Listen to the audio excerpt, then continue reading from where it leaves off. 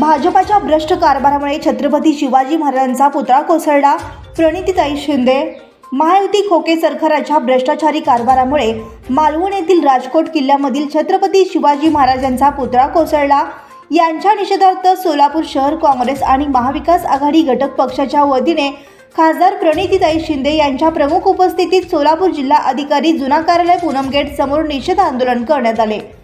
यावेळी केंद्रातील मोदी आणि राज्यातील महायुती सरकाराच्या निषेधाच्या जोरजोरात घोषणाबाजीने परिसर दणाणून गेले. यावेळी बोलताना प्रणितीताई शिंदे म्हणाल्या की सिंधुदुर्ग जिल्ह्यातील मालवणच्या राजकोट किल्ल्यावरील छत्रपती शिवाजी महाराजांचा पुतळा अवघ्या 8 महिन्यात कोसळतो ही अत्यंत लाजिरवाणी बाब असून छत्रपती शिवाजी महाराज व महाराष्ट्राचा अपमान करणारी घटना आहे. याचा आम्ही निषेध करतो. छत्रपती शिवाजी महाराज यांचा अपमान कदापि सहन केला जाणार नाही. मुख्यमंत्र्यांच्या मुलाला खुश करण्यासाठी त्यांच्या मित्राला हे काम देण्यात आले. भूमिपूजन करून अनेक वर्ष झाले असतानाही अरबी समुद्रातील छत्रपती शिवाजी स्मारक उभा न करता लोकसभा निवडणूक डोळ्यासमोर ठेवून घाई गडबडीने पंतप्रधानांना खुश करण्यासाठी अतिशय कमकुवत निकृष्ट उभारणीच्या पुतळ्याचे अनावरण करण्यात आले. पडल्यानंतरही निर्लज्जपणाने म्हणतात की वाऱ्याच्या वेगाने पडले, असे खासदार प्रणितीताई शिंदे माध्यमांशी बोलताना म्हणाले. पुतळा ज्याची विटंबना झाली त्याचा आम्ही या ठिकाणी निषेध करत आहोत. खरं तर महाराष्ट्रासाठी ती अतिशय लाजिरवाणी गोष्ट होती. जे काही आपल्या राज्यात परवा घडलं ते जे फोटो नंतर व्हायरल झाले की काही ठिकाणी फक्त त्यांचे चरणच आपल्याला दिसून आले, बाकी सगळं त्या ठिकाणी खाली पडलं होतं. ते अनेक जणांना बघवलं नाही. अंगावर शहारा येत होता की अशी जर वेळ येत असेल महाराजांवर आणि जरी मूर्ती एक प्रतिमा जरी असली, एक औपचारिकता जरी असली तरी त्या मागच्या ह्या सरकारच्या असलेल्या ज्या भावना आहेत किंवा अतिशय खालच्या पातळीला जाऊन महाराजांचं नाव वापरलं जात असेल आणि आज त्यांच्या पुतळ्याची ह्या पद्धतीत खरं तर ती विटंबना करण्यात आली. कारण का तुम्हाला माहिती होतं की तो पुतळा जो होता तो कमकुवत होता. तुम्हाला माहिती होतं की ज्या कॉन्ट्रॅक्टरला तुम्ही ते दिलेलं तो केवळ तुमच्या मुलाला खुश ठेवण्यासाठी तुम्ही त्या कॉन्ट्रॅक्टरला दिलेलं. पंतप्रधानांना खुश ठेवण्यासाठी तुम्ही त्या पुतळ्याला अनावरण त्यांच्या हस्ते केलं. जसं हे सरकार आहे तसा तो पुतळा होता. बाहेरून फक्त शोषा पण आतमधून अतिशय पोकळ असं हे सरकार आहे. पण महाराजांच्याच पुतळ्याला का आज अरबी समुद्रात पण अनेक वर्षापासून प्रस्तावित आहे तिथे तुम्ही उभं नाही करत आणि जे आहे त्याची तुम्ही विटंबना ह्या पद्धतीत करता. त्याच्यानंतर त्या गोष्टीला अतिशय छोटं असं तुम्ही म्हणतात.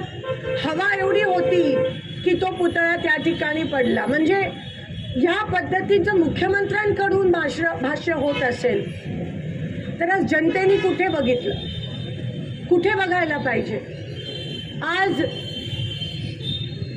बदलापूरमध्ये जे काही घडलं, आज 4 वर्षाच्या लहान मुलींना पण सोडलं नाही आहे या विकृत मानसिकता असलेल्या लोकांनी किंवा या सरकारने. आणि म्हणतात त्याच्या मागे राजकारण आहे, या पुतळ्याच्या मागे म्हणतात हवा एक वेगळं कारण आहे. म्हणजे ह्या पद्धतीत जर त्यांचं बोलणं असेल तर एकंदरीत दिसून येतं की ते आता सापडले गेले आहेत. त्यांची उलटी गिनती सुरू झाली. त्यांना उत्तरं नाही आहेत लोकांना द्यायला. ते फक्त लाडक्या बहिणीच्या मागे लागले. नक्कीच आधी ते आतमधून पैसे देत होते अनऑफिशियली, आता ऑफिशियली पैसे देते आणि म्हणून ते अजून 1 महिना मागतायत. निवडणुका जाहीर करत नाही आहेत. आज महापालिकेच्या निवडणुका नाही आहेत, राज्याच्या निवडणुका पुढे ढकलल्यात. कारण का अजून पैसे वाटप त्यांना करायचे. पण लोक हुशार झाले आहेत. आमच्या बहिणी खूप हुशार आहेत, घेतील त्यांच्याकडून. पण जी महिला या महाराष्ट्रात सुरक्षित नाही आहे, जे महाराज या महाराष्ट्रात सुरक्षित नाही आहेत, ते या लोकांना कधीच मदत करणार नाहीत. या सरकारवरचा सामान्य लोकांचा विश्वास आता उडालेला आहे. तुम्ही कितीही प्रयत्न करा, कितीही योजना आणा, आता महाराष्ट्राची लोक बळी पडणार नाही आहेत. त्या गोष्टीचा आम्ही या ठिकाणी निषेध करत आहोत आणि निवडणुका पुढे ढकलला त्याचा निषेध करत आहोत, महाराजांचा पुतळा या ठिकाणी उद्ध्वस्त झाला त्याचा निषेध करत आहोत, 4 वर्षाच्या लहान मुलींवर अत्याचार झाला त्याचा निषेध करत आहोत. अनेक या आज पाणीपट्टी 10 पट वाढली आहे, गावांमध्ये किती मोठी बोंब झाली, 10 पट पाणीपट्टी जेव्हा तुम्ही वाढवता त्याच्याबद्दल तुम्ही बोलत नाही आहात. भ्रष्ट सरकार आहे हे महायुतीचं. त्या गोष्टीचा आम्ही आज महाविकास आघाडीच्या माध्यमातून निषेध मोठ्या प्रमाणात करत आहोत. पण आता खरंच रस्त्यावर उतरून पेटून उठायची वेळ आली आहे. लोकांना कळून चुकलंय, जे तुम्हाला लोकसभेच्या निवडणुकीत दिसलं तेच चित्र आता विधानसभेत या ठिकाणी दिसणार आहे.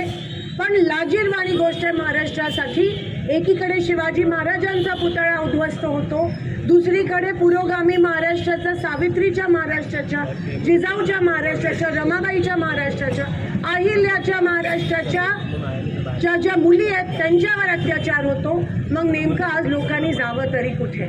एवढंच या ठिकाणी बोलते, माझा निषेध नोंदवते आणि इथेच थांबते. धन्यवाद. जय हिंद, जय महाराष्ट्र. बंधुप्रेम न्यूज चॅनलला लाईक, सबस्क्राईब व बेल आयकॉन दाबायला विसरू नका. धन्यवाद.